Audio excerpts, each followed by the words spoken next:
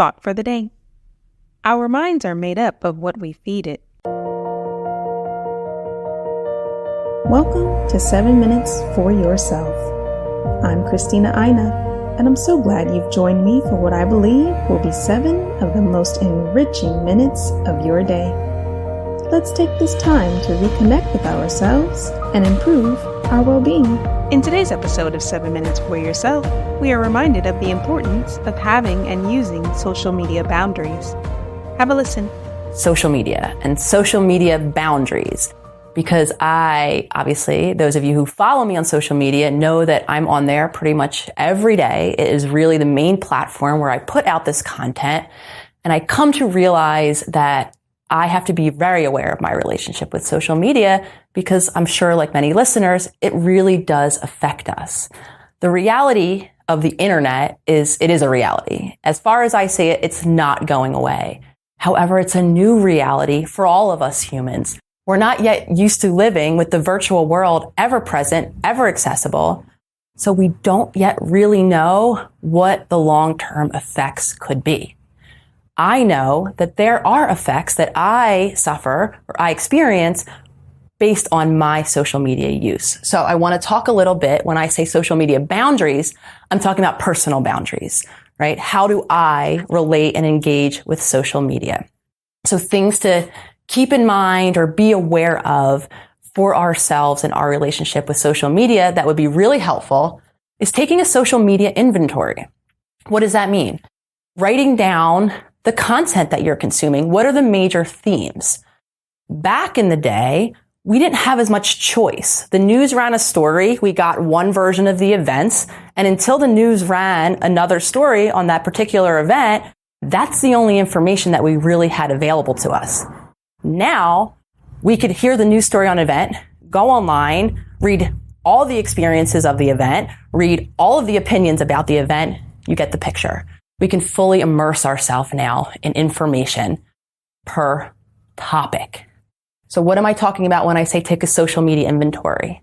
A lot of us, right, are focusing, because it's maybe an area of interest, maybe it's an area of concern, on particular topics. So we might become only focused on that one aspect of our life. Why am I talking about this? If I'm viewing content on social media, the more I view it, the more I become stuck in that one way of perceiving the world. And before I know it, when I go out into the world, I'm stuck in that same way. So it would be really helpful to take that inventory to assess what are the topics that you're spending your most time consuming.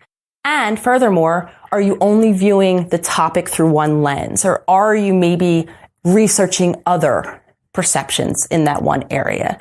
The more focused we are, the more stuck we can become in our virtual life and in our real life outside of our virtual landscape. Number 2, really helpful, if we begin to notice how consuming these messages makes you feel, impacts your relationships, impacts what you think about. For me, right, if I tend to view particularly negative content online or stressful content online, I notice the effect.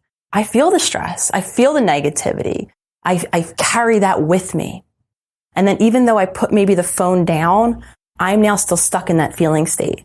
And personally for me, I know that impacts me. That impacts my emotions. That impacts how I feel about myself. I could often bring that into my partnership. And like I said earlier, I can bring that, then carry what happened online out into the world. And then I remain stuck in that experience. So when you're doing your inventory, also check into how each of these content areas makes you feel, and observe if there is any of that residual takeaway that you're carrying with you once you've closed down that social media page. Likely the answer will be yes. Another step that would be really helpful, notice how and when even you're reaching for your phone. For me, when I'm sitting, when I have nowhere else to put my attention, and definitely when I'm feeling agitated inside, my go-to is my phone. Oh, let me see what's happening on all my accounts. Let me check my email. Let me put my attention somewhere else. So notice how often you're doing that. Another byproduct of the social media use is the dopamine, that hit that we can get from that stimulation immediately. And a lot of us are using that to distract, to move away from either what's actively present in our current environment or maybe internally present in our emotional world. So notice how often, notice when you're picking up your phone. Notice how many hours you're spending on it. I mean, now apps like Instagram tell you. This might be surprising. I know at times I don't think I'm on as much as I am. And when I see that reading, it's well beyond what I anticipated. So just do an assessment. See how long, log the hours that you're accumulating online. It might be surprising. You might be spending well more time than you're aware of, which leads us to another step. If you do come to the conclusion that you're spending more time than you would like on social media, it might be helpful to designate times where you're social media free or maybe phone free. So for instance, this weekend I was at the beach and I decided not even to bring my phone. That way I wasn't tempted to fill my dead time, my downtime with looking at the phone. Sometimes it can be helpful to do that with a partner, to do that with whomever we're doing the event with. So, hey, friend, we're going to go on a hike. Can we both agree to keep our phones in the car? And then we can check in when we get back.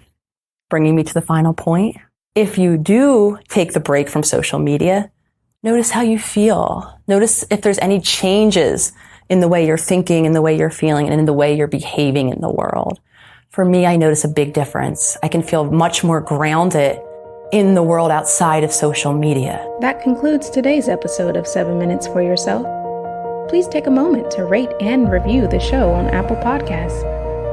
Today and every day with your kiddo is a gift. Enjoy it. Thanks for tuning in.